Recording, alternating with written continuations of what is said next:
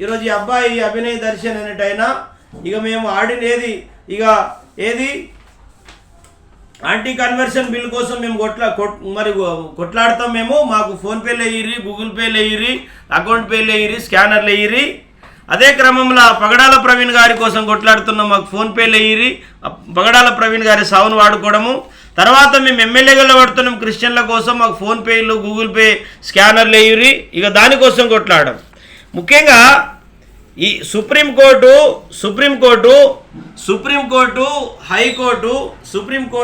High court, రాజ్యాంగము, ఆర్టికలు, కేంద్ర government, Amit Shah గారు సేమ్ మాట్లాడిండ్రు.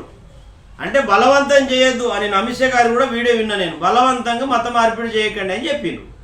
కాబట్టి తెలంగాణలో పాస్టర్లకు భయపెడతా, అక్కడ ఏది చర్చికి పోయేటోళ్ళకి భయపెడతా, తర్వాత వాక్యం చెప్పేటోళ్ళకి అందరికి భయపెడతా, ఈరోజు ఇదైతే అదైతే అని చెప్పేసి. ఈరోజు ముఖ్యంగా నేను అభినయ్ దర్శన్ చెప్తా ఉన్నా, నీవు చట్టాన్ని చదువుకో బాబు, చట్టాన్ని చదువుకో, రాజ్యాంగం చదువు, అందులో ఉన్న ఆర్టికల్స్ చదువు.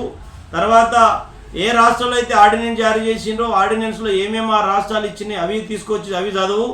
తర్వాత అదే కాకుండా అక్కడ చట్టాలలో ఏమి పొందుపరిచిర్రో చదువు. ఈరోజు ఈ రాష్ట్ర ప్రభుత్వానికి చట్టం చేసే అధికారం లేదనే విషయం గుర్తుపెట్టుకో. తర్వాత చట్టం నిలబడని విషయాన్ని కూడా గుర్తుపెట్టుకో. తర్వాత ఆర్డినెన్స్ చేసే పవర్ వాటికి ఉన్నప్పటికీ మళ్ళా ఆ ఆర్డినెన్స్ చేయాలన్నా, ఆర్డినెన్స్ అమలు చేయాలన్నా అది గవర్నరు, రాష్ట్రపతి చేతులు ఉంటుంది. ఒకవేళ రాష్ట్రపతి తర్వాత మన సుప్రీంకోర్టు చేయాల్సి వస్తుంది. సుప్రీంకోర్టు ఫైనల్గా అంతిమంగా నరేంద్ర మోదీ గారు, అమిత్ షా గారు, కేంద్ర ప్రభుత్వం చేయాల్సి వస్తుంది. కాంగ్రెస్ ఉంటే కాంగ్రెస్ చేయాల్సి వస్తుంది. ఈరోజు చట్టం కాని దాని గురించి, పనిష్మెంట్ల గురించి మాట్లాడే నీలాంటి వ్యక్తిని చూస్తుంటే నాకు నవ్వు అనిపిస్తూ ఉన్నది.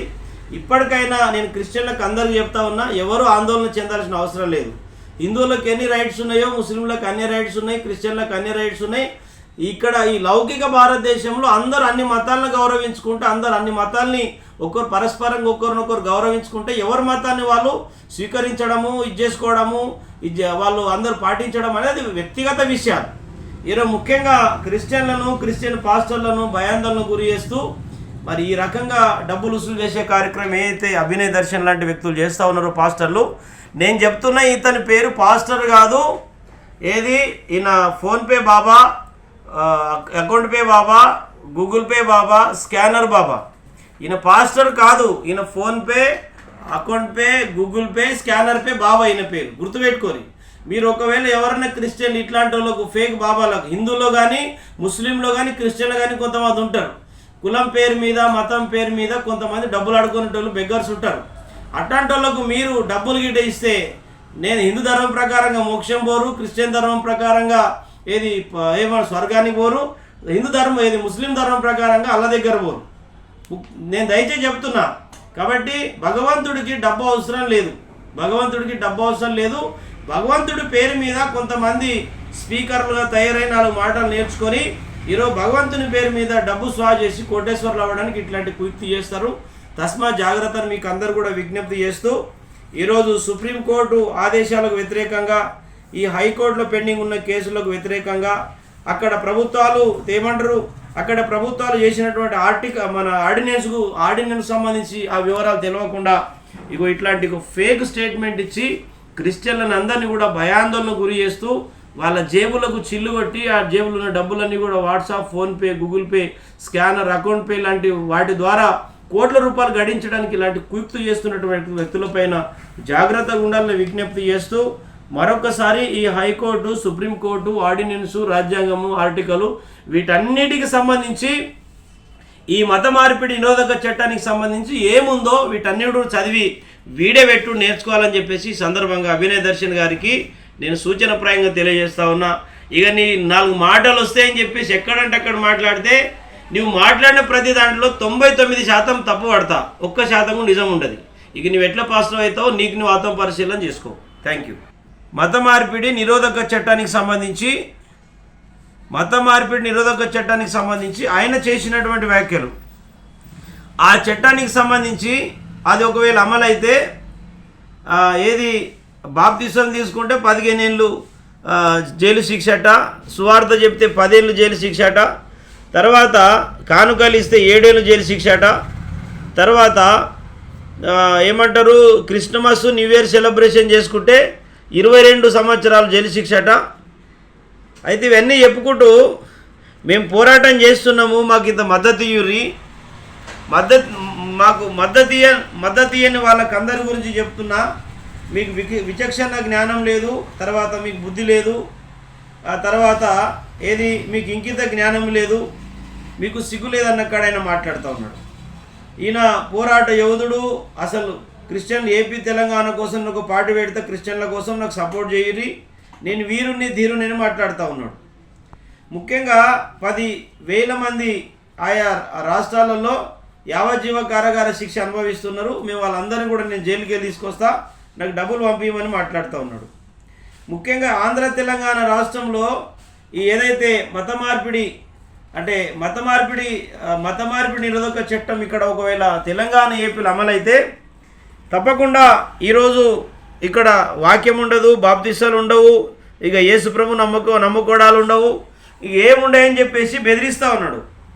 అంటే పాస్టర్లు అందరూ కూడా జైలుకు పోతారు, నమ్ముకున్న వాళ్ళందరూ కూడా జైలుకు పోతారు. బాప్తిసం తీసుకుంటే మీకు శిక్ష ఉంటుంది 15 ఏళ్ళు, మీరు ఇంకోటి చేస్తే వాక్యం చెప్తే ఇంత శిక్ష, తర్వాత ఇంకో ప్రార్థన చేస్తే ఈ శిక్ష అని చెప్పేసి ఆయనే శిక్ష ఖరారు చేస్తూ ఉన్నాడు.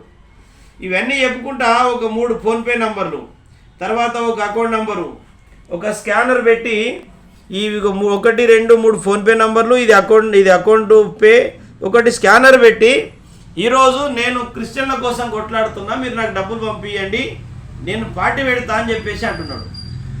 మొన్న జూబ్లీహిల్స్ ఎలక్షన్లో ఆయన అఫిడవిట్లో నా దగ్గర రూపాయి లేదన్నాడు. మరి రూపాయి లేనటువంటి వ్యక్తి ఈరోజు నేను ఏకంగా పార్టీ పెడతా, మీరు నాకు డబ్బులు ఇవ్వండి. నేను చెప్తా ఉన్నా, ఈ ఆన్లైన్ చోర్లు ఉన్నారు కొంతమంది, పాస్టర్లే కావచ్చు, ఇమాములు కావచ్చు, లేకపోతే హిందూ ధర్మంలో కావచ్చు. అంటే హిందూ ధర్మంలో మంచోళ్ళు ఉన్నారు, ముస్లింలో మంచోళ్ళు ఉన్నారు, క్రిస్టియన్లో కూడా మంచోళ్ళు ఉన్నారు. మంచోళ్ళు ఎప్పుడు కూడా స్క్రీన్ మీద రారు. నాకు వాట్సాప్ డబ్బులు వేయరి, ఫోన్పేలో డబ్బులు వేయరి, గూగుల్ పేలో డబ్బులు వేయరి, స్క్రీన్లో డబ్బులు వేయరి, అకౌంట్ పే డబ్బులు వేయరి అని చెప్పేసి ఎవరు కూడా నిజమైనటువంటి ఇమాములు కానీ, నిజమైనటువంటి పాస్టర్లు కానీ, నిజమైనటువంటి మన పూజారులు కానీ వాళ్ళు ఎప్పుడు బయటికి రారు. ఇవన్నీ కూడా వీళ్ళ పేరేం పెట్టాలా, ఫోన్పే బాబా, గూగుల్ పే బాబా, అకౌంట్ పే బాబా, తర్వాత స్కానర్ బాబాలు. వీళ్ళ పేరేం పెట్టాలి? ఇప్పుడు అభినయ్ దర్శన్కి ఏం పేరు పెట్టాలా? అభినయ్ దర్శన్కు ఫోన్పే బాబా, గూగుల్ పే బాబా, స్కానర్ బాబా, తర్వాత అకౌంట్ పే బాబా అని పెట్టాలి. ముఖ్యంగా ఏం చేయాలనుకుంటున్నారు సమాజాన్ని? ఈరోజు భక్తి అనేది వ్యక్తిగతానికి సంబంధించిన విషయము, భక్తి అనేది వారి పర్సనల్కి సంబంధించిన ఇష్యూ.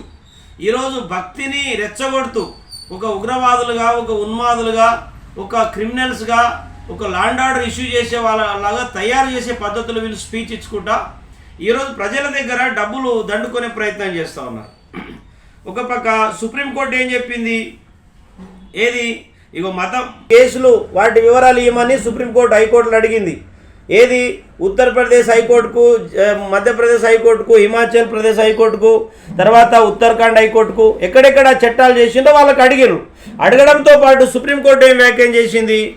సుప్రీంకోర్టు మత మార్పిడి నిరోధక చట్టాన్ని పూర్తిగా సమర్థించలేదు. ఇది గుర్తుపెట్టుకోవాలి. సుప్రీంకోర్టు మత మార్పిడి నిరోధక చట్టాన్ని పూర్తిగా సమర్థించలేదు అని వ్యాఖ్యానిస్తూనే కానీ బలవంతపు మత మార్పిడులపై ఆందోళన వ్యక్తం చేసింది. బలవంతపు మత మార్పిడులపై మన సుప్రీంకోర్టు ఆందోళన వ్యక్తం చేసింది. ఇదే విషయాన్ని మన రాజ్యాంగం చెప్తుంది, రాజ్యాంగంలోని ఆర్టికల్స్ చెప్తున్నాయి. ఇట్లా మన చట్టం చెప్తా ఉన్నది. ఏదైనా కూడా చట్ట విరుద్ధంగా, రాజ్యాంగ విరుద్ధంగా మనం నడుచుకోవద్దు అనేది మన రాజ్యాంగం చెప్పేటటువంటి విషయం.